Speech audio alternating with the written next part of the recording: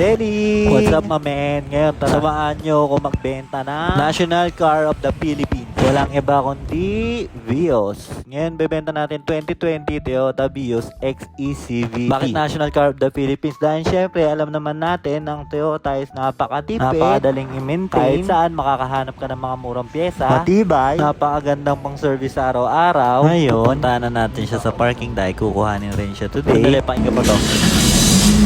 Narinig mo yun? Narinig mo yung pag-start? Ayos na ayos, di ba? Dahil binilang ko na rin ng bagong battery to. Lagyan na rin natin ng onting gas dahil nakakahiya para makalabas din sila. One bar na lang at umilaw na. Ayan, ayos na. Makikita mo rin dyan na walang ilaw ang dashboard na kahit ano. Meaning, maayos lahat at walang sakit sa ulo. Ayan, makikita mo rin sa liwanag kung gaano talaga asariwa yung loob. Tingnan mo naman, parang bago pa din yan. Di na masama para sa 2020. Ngayon, unti-unti na ako nagpapaalam. Papakita ko lang sa inyo na pinalitan ko ng gulong at mags dahil naka-hubcap pa lang siya. Makikita nyo laking diferensya ng ginanda. At syempre dahil generous tayo, ibigay na rin natin lahat sa kanya yung 4 na gulong. Total 5 na ang spare tire niya. Ang kapal pa niyan. Mga bago pa yan. Tapos yung mga seat cover, set of tools, at yung triangle for emergency. Kasama sa kanila lahat yan. Dahil malapit na daw sila at payment na lang kasi kami. Nakita na nila yung sasakyan at nagkasundo na kami ng isang araw at nasaraduhan lang kami ng bangko. Syempre kumpleto nga rin pala ang papel. Original ORCR. Para mapatransfer ka agad nila sa pangalan nila yung sasakyan. Pinarehistro ko na din. Until next year, 2026. Wala na silang iisipin, gagamitin na lang. Syempre, sa wakas, eto, sold na. Napakadali nilang kausap. Smooth transactions. Milestone ng client yan dahil first card niya yan. Gamit na silang pang service at happy naman sila sa kanila. Congrats po!